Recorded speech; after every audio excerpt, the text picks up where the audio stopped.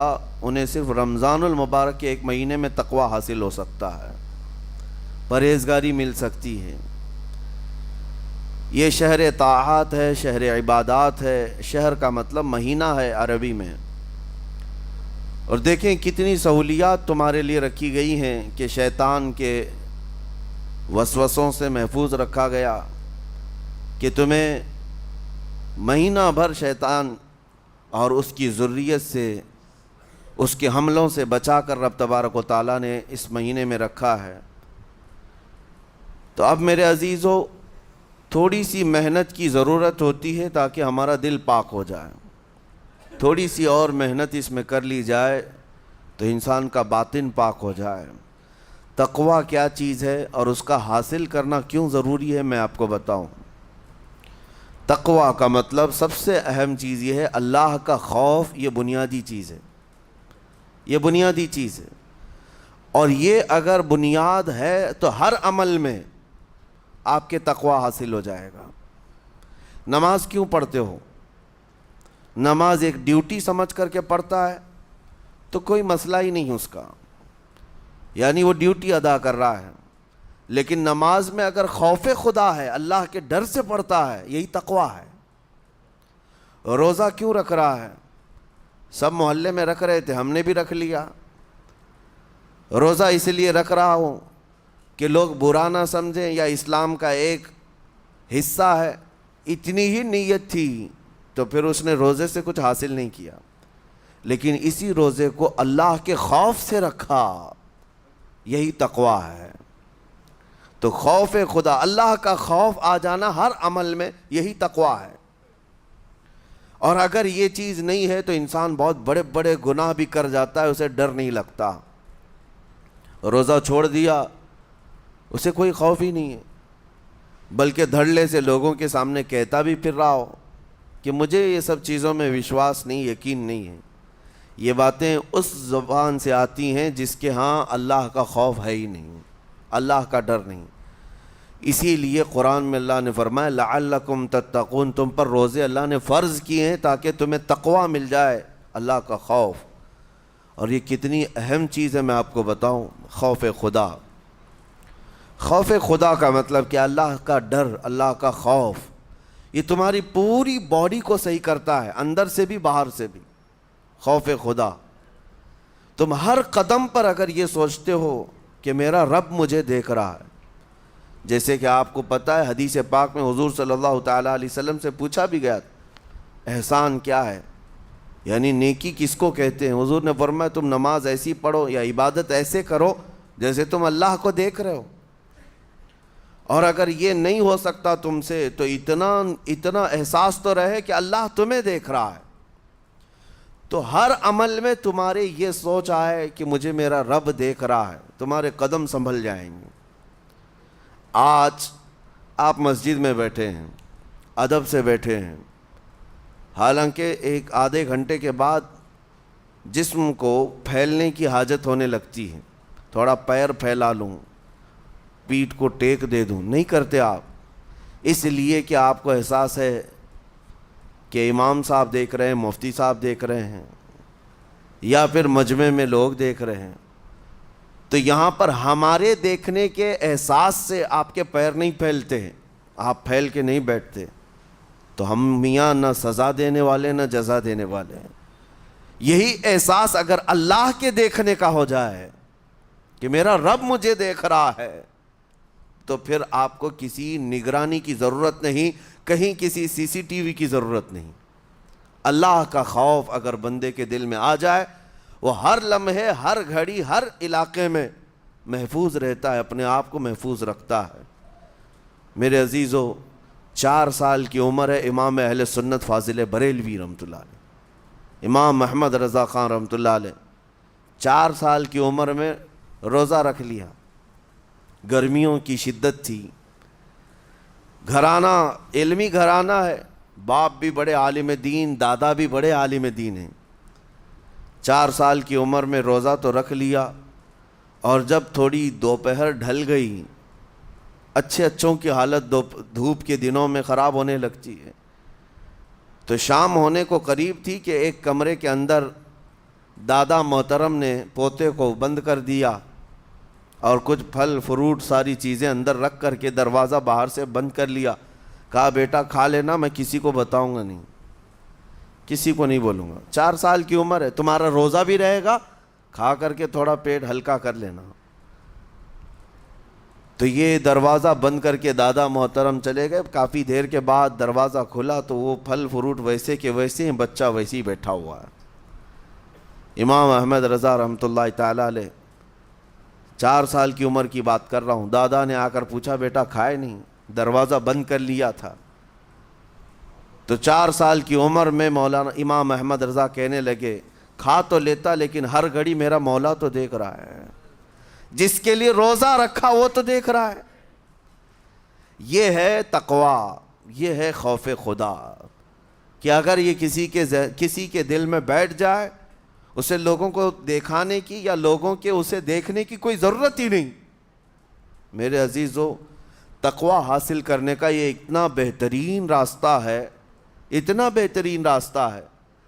آپ روزہ ہیں، کس کو پتہ ہے؟ میں روزہ ہوں، کس کو پتہ ہے؟ یہ راز ہے میرے اور اللہ کے درمیان.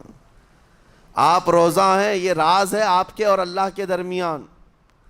بہت سارے موقع آپ کے پاس ہیں دن بھر میں، فجر سے لے کر عصر تک.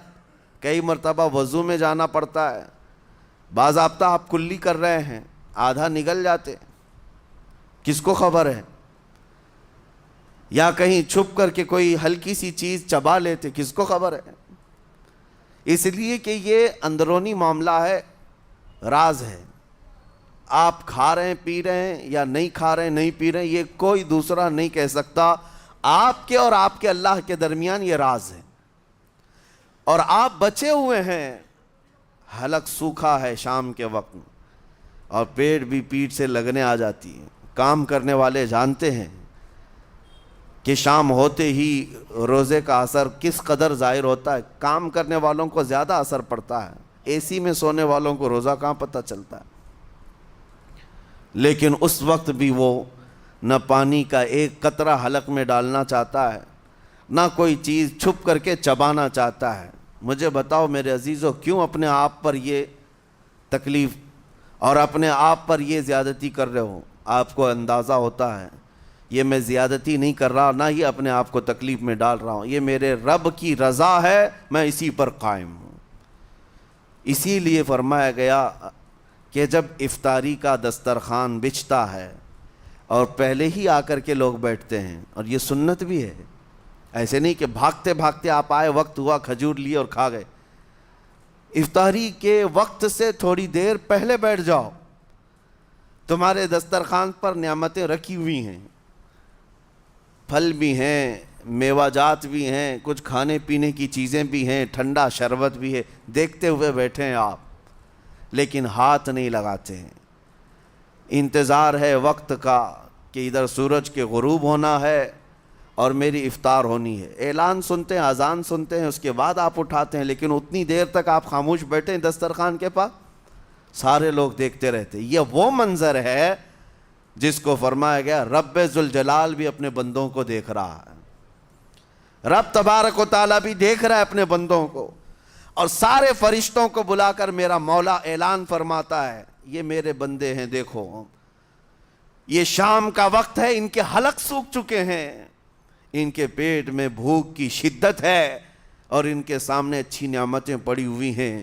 اے فرشتوں دیکھو میرے ان بندوں میں سے کوئی بھی ان نعمتوں کو ہاتھ نہیں لگاتا، یہ صرف اور صرف میرے لیے بھوکے اور پیاسے ہیں. اور فرشتوں سے اللہ فرماتا ہے تم گواہ ہو جاؤ، ان کی حلق تر ہونے سے پہلے ان کے لیے میں نے جنت لکھ دیا.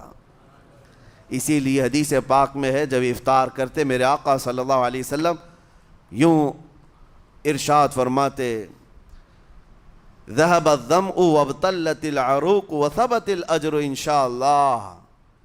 پیاس بجھ گئی، رگیں ٹھنڈی ہو گئی اور اجر اللہ کے ہاں پکا ہو گیا. یہ حضور پاک ہر افطار میں عرض کرتے تھے. میں آپ کو یہ عرض کر رہا ہوں کہ یہ چھپی ہوئی چیز، اسی کا نام تقویٰ ہے. آپ صرف اور صرف بچے ہیں اللہ کے خوف سے. اب سنو حدیث پاک، قیامت کے دن حساب و کتاب ہوگا اور جنت میں جانے کا پروانہ کچھ لوگوں کو مل جائے گا اور سب جنت کی طرف جا رہے ہوں گے۔ اس میں بہت سارے لوگ ہیں جو پل صراط پر چل کر کے جنت پہنچیں گے۔ اب جب کافی لوگ جنت کے دروازے پر پہنچیں گے، ایک جماعت ایسی ہوگی جو پورے راستے میں کہیں نظر نہیں آئی، جنت جانے کے راستے میں کہیں نظر نہیں آئی، لیکن جنت کے دروازے پر وہ پہلے سے موجود تھے، چلے تھے نہیں چلے تھے کسی نے دیکھا ہی نہیں۔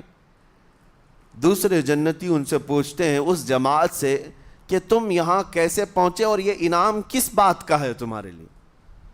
تو وہ جنتی کہتے ہیں ہمیں روزے داروں کی جماعت میں رکھا گیا، ہمارے روزے اللہ کو پسند آئے، اور آج رب تبارک و تعالیٰ کا حکم ہوا کہ ساری دنیا سے چھپ کر تم میرے لیے روزہ رکھتے تھے، دنیا کو پتہ نہیں تھا تم بھوکے ہو پیاسے ہو، اور اے بندو آج سارے لوگوں کی نظروں سے چھپا کر میں تمہیں جنت پہنچاؤں گا۔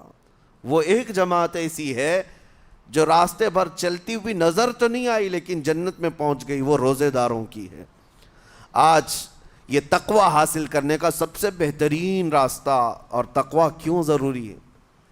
اب آپ کے روزے سے کچھ حاصل ہوا نہیں ہوا آپ کو دیکھنا بھی ہے، یہ نہیں کہ کیلنڈر کی طرح گنتے جاؤ، 1 ہو گیا، 2 ہو گئے، 3 ہو گئے، ہوتے جائیں گے، یہ دن تو چلتے رہتے ہیں، گنتے گنتے 20 بھی ہو جائیں گے، 25 بھی ہو جائیں گے، 30 بھی ہو جائیں گے۔ روزے گننے کا حکم نہیں، اپنے آپ کو سرچ کرو پھر تھوڑی سی ورزش کرنے کے بعد بندہ ویٹ تول کر کے دیکھتا ہے کم ہوا گھٹا ہے کہ بڑا، ہر دن دیکھتا رہتا ہے۔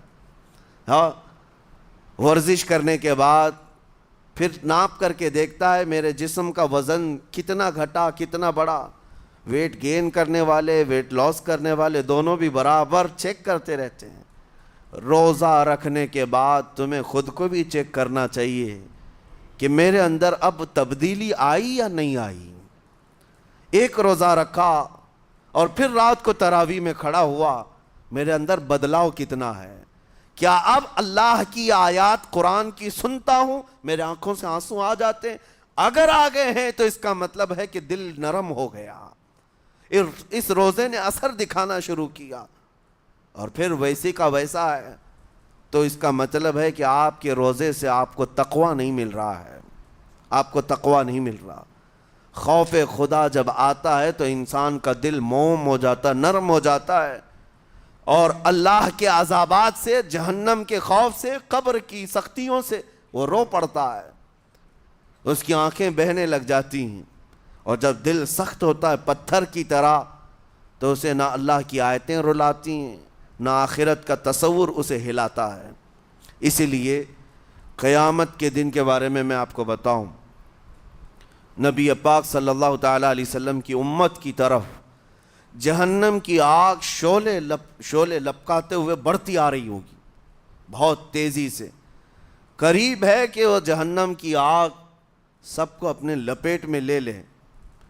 وہاں کھڑے ہوئے بہت سارے لوگ اپنے اپنے اعمال کا صدقہ پیش کرنے لگے، حاجی اپنے حج پیش کر رہے ہیں، نمازی اپنے نماز، روزے دار اپنے روزے، کہ اے جہنم ہماری یہ نیکیوں کا صدقہ رک جا۔ جہنم کی آگ بڑھتی چلی آئی، بڑھ رہی تھی۔ جبرائیل امین علیہ الصلاۃ والتسلیم حاضر ہوتے ہیں بارگاہ مصطفیٰ صلی اللہ علیہ وسلم میں، ایک پانی کا پیالہ انہوں نے پیش کیا اور کہا یا رسول اللہ صلی اللہ علیہ وسلم یہ پانی آپ اس آگ پر چھڑک دیں۔ نبی پاک صلی اللہ تعالیٰ علیہ وسلم نے وہ پانی اس آگ کی طرف پھینکا تو آگ دور چلی گئی، جو جہنم کی آگ اچانک بجھ گئی، کافی دور چلی گئی جو امت کی طرف لپک رہی تھی۔ رسول رحمت صلی اللہ تعالیٰ علیہ وسلم نے پوچھا جبرائیل سے یہ اتنا اثردار پانی ہے کون سا؟ یہ جبرائیل امین عرض کرتے ہیں یا رسول اللہ یہ آپ کے ان امتیوں کے آنسوؤں کا پانی ہے جو رات کھڑے ہو کر اپنے رب کے خوف سے رویا کرتے تھے، وہ اللہ کے خوف سے تھر تھراتے تھے، ڈر کر کے ان کے آنکھوں سے جو آنسو آتے۔ جبرائیل امین کہتے ہیں میں نے وہ آنسو جمع کر رکھے تھے اور وہ آج میں نے آپ کے سامنے پیش کیا۔ ایک آنسو کا قطرہ جہنم کی آگ بجھانے کے لیے کافی ہے۔ موتی سمجھ کے شان کریمی نے چن لیے قطرے جو گرے تھے عرق انفعال کے۔ عزیزان گرام وقار، یہی وہ تقوی ہے، یہی وہ خوف خدا ہے جس کے متعلق اللہ قرآن میں فرماتا ہے لعلکم تتقون، تاکہ تمہیں تقوی مل جائے، اسی لیے روزے رکھے گئے ہیں، روزے فرض کیے گئے ہیں۔ تمہارا دل اگر سخت کا سخت ہی رہ گیا تو روزے اثر نہیں کر رہے ہیں، روزے اثر نہیں کر رہے۔ اور ظاہر سی بات ہے کاموں میں برکت نیت سے ہوتی ہے، کسی بھی عمل میں برکت اچھی نیت سے ہوتی ہے۔ اگر کوئی روزہ اس لیے رکھ رہا ہے، جیسے بہت سارے فائدے گنائے جاتے ہیں نا، روزہ رکھنے سے کینسر نہیں ہوتا، روزہ رکھنے سے جسم کے فاسد مادے ختم ہو جاتے ہیں، نکل جاتے ہیں، ڈاکٹرز بھی مشورہ دیتے ہیں مہینے میں ایک مرتبہ، ہفتے میں ایک مرتبہ باڈی کو فری چھوڑنا چاہیے۔ تو یہ تو جسمانی فائدے تو رکھے گئے ہیں، لیکن اگر تم روزہ اس نیت سے رکھ رہے ہو کہ میری باڈی صحیح ہوتی رہے، تو گویا کہ تم تو اپنی دنیاوی غرض سے روزہ رکھ رہے تھے۔ یہ فائدے تو ملنا ہی ملنا ہے، یہ فائدے یوں بھی ملیں گے اللہ تعالیٰ کی طرف سے آپ کو، لیکن نیت وہ نہیں۔ روزہ رکھنے کی نیت یہ ہو کہ میرا رب مجھ سے راضی ہو جائے اور مجھے رب تبارک و تعالیٰ کا خوف اور تقوی حاصل ہو جائے۔ نیت میں برکت ہے، اور جن کاموں کو آپ اچھی نیت سے کریں گے اسی طرح ان کاموں میں اثر بھی پیدا ہوگا۔ روزہ رکھنے سے پہلے آج نیت یہی کریں کہ مولا تعالیٰ یہ روزہ میرے تمام برے اعمال کے لیے کفارہ ہو جائے، یہ ڈھال بن جائے۔ جانتے ہیں آپ اپنے نفس امارہ کو روکنے کا سب سے بہترین آلہ بھوک ہے، بھوک۔ جتنا آدمی بھوک کے ذریعے سے اپنے نفس کو مار سکتا ہے دوسری کوئی چیز نہیں۔ آپ دیکھیں اس رمضان المبارک میں بہت ساری حلال چیزیں آپ کو حرام کر دی گئی ہیں، یعنی سحری سے لے کر افطاری تک۔ میں یہ نہیں کہہ رہا کہ شراب پینا حرام ہے، نشہ کرنا حرام ہے، وہ تو پوری زندگی بھر حرام ہے، لیکن آپ کو چاول روٹی تو حلال ہے نا، سبزے سیب پھل فروٹ تو حلال ہے، لیکن یہ حلال چیزیں بھی اللہ نے آپ پر حرام رکھی ہیں، روزے کے عالم میں نہیں کھا سکتے۔ سحری سے لے کر افطار تک یہ حلال لقمے، پانی تو حلال ہے، پاک ہے، لیکن آپ کے لیے روزے کے عالم میں حرام ہے۔ اسی طرح شادی شدہ مرد اپنی عورت کے ساتھ زندگی بھر کبھی بھی جمع کر سکتا ہے، رات میں سو سکتا ہے، لیکن حالت روزہ میں وہ حلال کام بھی حرام ہے، حلال کام بھی حرام ہے۔ اپنی عورت سے جمع کرنا حالت روزہ میں کیوں روکا گیا؟ کھانا پینا بھی حلال تھا، عورتوں کے ساتھ شباشی بھی حلال تھی، لیکن روزے کے عالم میں ان حلال چیزوں کو روکا گیا۔ تو آپ سوچ سکتے ہیں اس چیز کو، سوچ سکتے وجہ یہ ہے کہ حلال چیزوں سے آپ کو روک کر بڑے حرام چیزوں سے بچانا مقصود ہے۔ آج اگر اپنے آپ میں اتنا کنٹرول کر لے جاؤ کہ چند حلال چیزوں سے دن بھر بچ سکتے ہو، انشاءاللہ رمضان کے بعد بڑی حرام چیزوں سے بھی اللہ آپ کو محفوظ رکھے گا۔ میرے عزیزو، برا ہے ان لوگوں کا جن کو میرے آقا صلی اللہ تعالیٰ علیہ وسلم نے دعائے ہلاکت فرمائی۔ اس سے بدنصیب کوئی ہو سکتا ہے جن کے لیے رسول رحمت صلی اللہ تعالیٰ علیہ وسلم کی دعائے ہلاکت ہوئی ہو؟ حضور صلی اللہ تعالیٰ علیہ وسلم ایک دن مسجد نبوی شریف میں تشریف لے جا رہے تھے، منبر پر آپ نے قدم رکھا، آمین کہا، پھر دوسرے زینے پر قدم رکھا، آمین کہا، تیسرے زینے پر قدم رکھا، آمین کہا۔ خطبہ مکمل کیا، صحابہ نے پوچھا یا رسول اللہ صلی اللہ علیہ وسلم ہر زینے پر آپ قدم رکھتے ہوئے آمین کس لیے کہہ رہے تھے؟ سنو، رسول پاک صلی اللہ علیہ وسلم ارشاد فرماتے ہیں کہ میں جب پہلے زینے پر قدم رکھا تو سید الملائکہ جبرائیل امین آئے اور دعا کرنے لگے۔ کیا دعا کیا؟ یوں کہا، یا رسول اللہ صلی اللہ علیہ وسلم وہ شخص ہلاک و برباد ہو جائے جو آپ کا نام سنے اور پھر اس کے بعد درود نہ بھیجے۔ حضور فرماتے میں نے آمین کہا۔ حضور کا نام سنتے ہی آپ کی زبانوں پر درود آ جانا چاہیے۔ اللہم صلی علی سیدنا محمد وآلہ وصحبہ وبارک وسلم۔ میرے آقا فرماتے ہیں دوسرے زینے پر قدم رکھا تو جبرائیل امین نے یوں کہا یا رسول اللہ صلی اللہ علیہ وسلم وہ شخص ہلاک و برباد ہو جائے جو زندگی میں اپنے ماں اور باپ میں سے کسی ایک کے بڑھاپے کو پایا اور ان کی خدمت کر کے جنت نہیں حاصل کر سکا بلکہ ان کو ایسے ہی چھوڑے رکھا، ایسا شخص برباد ہو جائے۔ حضور فرماتے میں نے آمین کہا۔ پھر جبرائیل امین نے کہا تیسرے زینے پر قدم رکھتے ہی میرے آقا فرماتے ہیں جبرائیل نے یوں دعا کی کہ اے اللہ کے رسول وہ شخص ہلاک و برباد ہو جائے جو رمضان کا مہینہ پایا لیکن اس کا ادب نہیں کر سکا، اس کا احترام نہیں کر سکا۔ حضور فرماتے میں نے اس پر بھی آمین کہا۔ جس کی ہلاکت کے لیے جبرائیل امین دعا کر رہے ہوں اور اس دعا پر سید الانبیاء آمین کہہ رہے ہوں، ایسے شخص کی بربادی کا کیا انجام ہو سکتا ہے؟ وہ کتنا بد نصیب ہوگا۔ اسی لیے میرے عزیزوں مسلمانوں میں یہ رواج ہی نہیں ہونا چاہیے کہ اٹھ کر کے پوچھتے رہیں روزہ ہے کہ نہیں ہے، روزہ ہے کہ نہیں ہے۔ مسلمان ہے تو روزہ ہے، اور یہ کوئی آپشنلی عبادت نہیں ہے کہ 4 رکھ لیا 2 نہیں رکھا، آپشنلی نہیں، یہ فرض عین ہے۔ ایک روزے کو چھوڑنے کا گناہ فرمایا گیا 600 سال تک اسے دوزخ میں رکھا جائے گا، 600 سال تک۔ یہ معمولی چیز نہیں ہے، اور جن کے پچھلے روزے قضا ہو چکے ہیں معاف نہیں ہوں گے۔ تھپڑ مار لیں گال پہ، توبہ توبہ کر لیں، معاف نہیں ہوں گے۔ توبہ تو کرنے کے ساتھ ساتھ قضا بھی کرنا ہوگا۔ جب موقع ملے سال بھر میں اپنے چھوٹے ہوئے روزوں کو واپس کرنا ہے۔ اس کی اہمیت میں آپ کو بتا دوں، ایک روزہ اگر جان بوجھ کر کے کسی نے توڑا یا چھوڑا تو جانتے ہیں اس کا کفارہ کیا ہے؟ اس کا کفارہ یہ ہے کہ اس کے بدلے میں دوسرے دنوں میں 60 روزے کنٹینیو رکھے۔ رمضان کا ایک روزہ پورا کرنے کے لیے 60 روزے رکھنے پڑ جائیں گے۔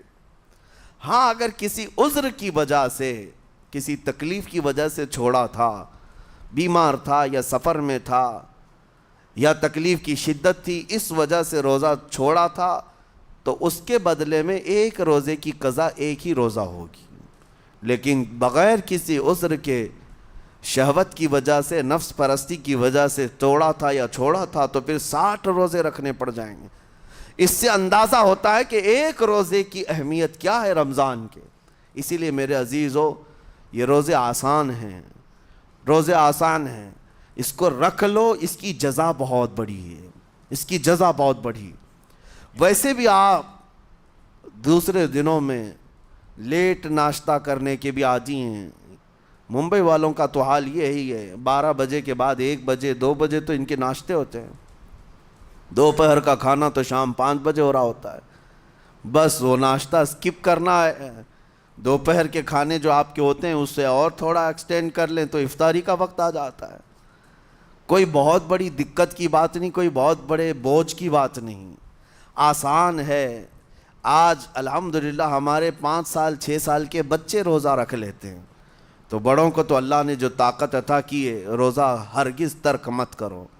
لیکن ساتھ میں آج یہ میسیج ضرور دوں گا، نیت یہ کرو کہ مجھے تقوی مل جائے، مجھے پرہیزگاری مل جائے، اور یہ آپ کو خود چیک کرنا ہوگا۔ روزانہ رات کو نماز میں کھڑے ہو جاؤ تراویح کے، دیکھو کہ کتنی تبدیلی آ رہی ہے۔ آج میں نے روزہ افطار کیا، میرے اندر بدلاؤ آیا کہ نہیں آیا؟ اور اگر نہیں آ رہا ہے، کوئی تبدیلی نہیں آ رہی ہے، تو اس کا مطلب ہے آپ تقوی نہیں حاصل کر رہے، آپ تو روز مرہ کی روٹین پر چل رہے ہو۔ روٹین پر چلنے کا مطلب یہ روزہ نہیں ہے۔ روزہ تقوی دے کر جاتا ہے بندے کو، روزہ خوف خدا دے کر جاتا ہے بندے کو۔ اسی لیے میرے عزیزو آج دیکھیں آپ بہت ساری برائیوں سے رمضان میں بچ جاتے ہیں، تھوڑی اور محنت کی ضرورت ہے۔ ہم نے دیکھا ہے بہت سارے گھروں میں، باقی عیاش گھروں کی مجھے کوئی وہ نہیں ہے، ان سے کوئی لینا دینا نہیں، لیکن نارمل مسلمانوں کے گھروں میں بھی ہوتا یہ ہے، عورتیں بچوں کو تلقین کرنا شروع کر دیتی ہیں، گانے بند کرو، ٹی وی بند رکھو، بہت ساری چیزیں بند رکھو کہ رمضان آیا ہوا ہے۔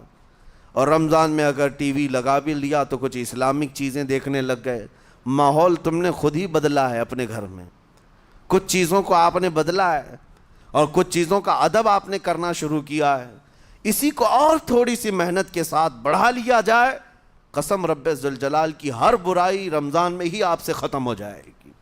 جس کی کوئی چیز چھوڑنے پر نہیں چھوٹتی ہے وہ رمضان میں کر کے دیکھ لے، اللہ کی بارگاہ میں یاد کرے کہ مولا دن بھر میں تیری رضا کے لیے بچ رہا ہوں، مجھے میری باقی زندگی میں ان گناہوں سے بچا لے۔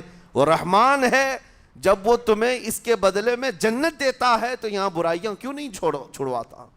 یقیناً وہ برائیوں کو تم سے دور کرے گا۔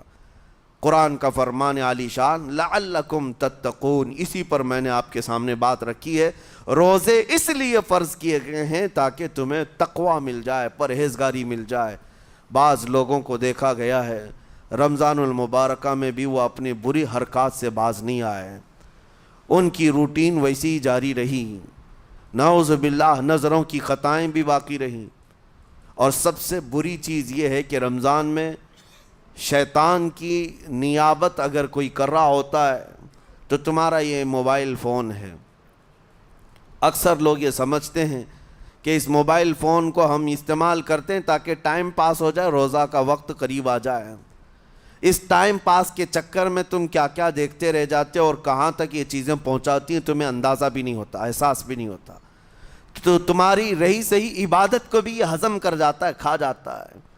اس کے استعمال پر اگر کنٹرول ہے تو خوب استعمال کرو، لیکن کنٹرول نہیں ہے تو اے نوجوانوں اس کا بھی روزہ رکھو، اس انٹرنیٹ کی بلاؤں سے محفوظ ہو جاؤ۔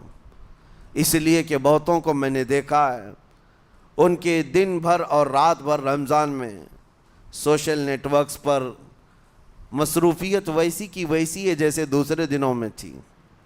وہ رات بھر چیٹنگ میں بھی مصروف ہیں، ایک دوسرے کو ادھر ادھر بھیجنے میں بھی مصروف ہیں، ساری چیزیں جوں کی توں چل رہی ہیں، تو تمہارے موبائل نے تمہیں تقوی سے بہت دور رکھا ہے، تمہیں رب تعالیٰ کے قریب ہونے نہیں دیتا۔ اپنے آپ کو بدل لو۔ ظاہر سی بات ہے یہ سخت چیز ہے، اگر کوشش کرو گے تو بچ جاؤ گے، اور تقوی اتنی آسانی سے تو نہیں ملتا۔ اپنے آپ کو سٹرگل کرو، انشاءاللہ العزیز دل پاک ہو جائے گا، پھر آپ کو اپنی زندگی کے اندر جو اجالے نظر آئیں گے وہ خود آپ محسوس کریں گے، آپ محسوس کریں گے۔ گناہوں کے اندھیروں نے دل پر ایسی کالک رکھی ہے کہ آپ کو کچھ بھی یہاں پر سمجھ میں نہیں آتا، ورنہ نمازوں کا لطف ایسا ہے، قرآن کا مزہ ایسا ہے، جسے یہ لگ جائے دنیا کی کوئی نعمت اس کے سامنے ہیچ نظر آتی ہے، کوئی چیز اسے اچھی نہیں لگتی، لیکن کب؟ جب اسے تقوی کا اجالا حاصل ہو جائے۔ میرے عزیزو، اللہ کریم کی بارگاہ میں دعا گو ہوں، مولا قدیر و جبار ہم سب کو تقوی و پرہیزگاری عطا فرمائے، اور ہم سب کے روزوں سے اللہ تعالی ہمیں پرہیزگاری عطا فرمائے۔ ان روزوں کے انوار اور برکات اور رمضان کے احترام کی ہمیں توفیق عطا فرما۔ مولا کریم تیری خشیت سے اور تیرے خوف سے آنکھیں جو بھیگتی ہیں ان آنکھوں میں ہمارا شمار فرما دے، تیرے یاد میں رونے والے بندوں میں ہم سب کو شامل فرما۔ وصلی اللہ تعالی علی خیر خلقی محمد وآلہ واصحابہ اجمعین، وآخر دعوانا ان الحمد للہ رب العالمین۔ السلام علیکم۔